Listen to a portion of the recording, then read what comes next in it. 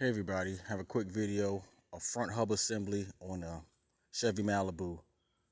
So that little nut there in the middle, you have to loosen that, just pop it loose before you raise the car up. And as always, you want to have at least 2 points of contact. You want the jack and you want blocks or jack stands. Go ahead and take those 2 bolts out from the steering knuckle. And you're going to take the entire brake assembly off. Take the caliper, take it all off. I didn't do that at first. I made a mistake. So just take these 2 off, those 2 nuts, those bolts, and then there are also 2 larger ones, and the whole thing comes off. And you want to hang it on a wire or a bungee cord, and you're going to still leave that nut on in the middle. Don't take it all the way off. The axle is going to be through there. So you see I had an old broken ratchet strap, so you want to suspend the brakes. But again, there should be nothing on the rotor at this point. Take both parts of the brake system off, suspend those, and you're going to take the rotor off, because I didn't do that either. Okay, there, I think that's an 18 millimeter, and you may need a wrench and a ratchet. You're going to take those nuts off.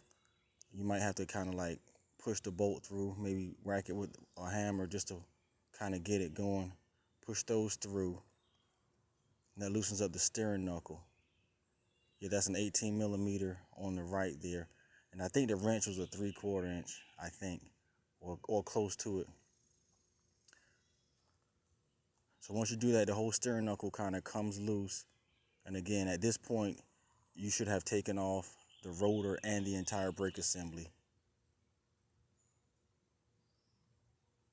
Make sure you have everything suspended so your components aren't just hanging. You want to have them suspended. You have your tie rod there and everything. You want that kind of suspended so you don't damage any hoses or damage anything.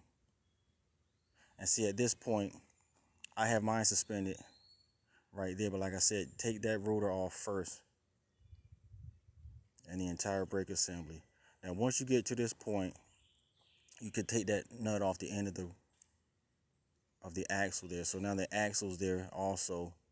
That's also suspended.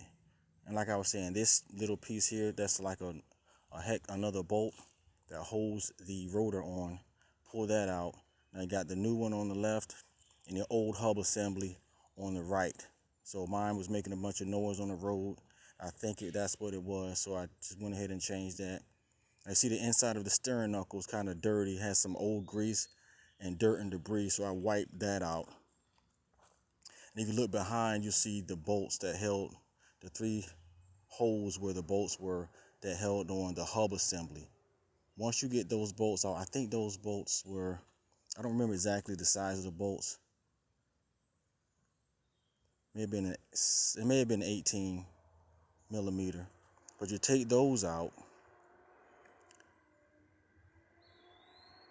and you just kind of put the other one back in. It's not difficult once you loosen what you need to loosen. And don't forget this little plate here. Before you put the new one back on, that plate goes in front of the steering knuckle. Then you push the new hub assembly in place, go behind here, and put the 3 bolts in. You see that? And that's going to hold it in. You have to snug those down good and tight. Then you can put this nut back on. Remember, that's the end of the axle. And so you can clamp that down, you can tighten that down.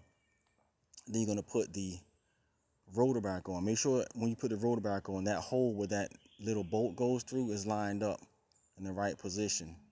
So you're going to slide that on and tighten that with one of these. Or if you have like little adapters, you can use those. But that's what I had. So I used that and tightened that up when you put the rotor back on. And while I was at it, I went ahead and took the brakes and kind of cleaned those up a little bit. Sprayed them with brake cleaner. But just be mindful of the orientation of everything and how it all went together.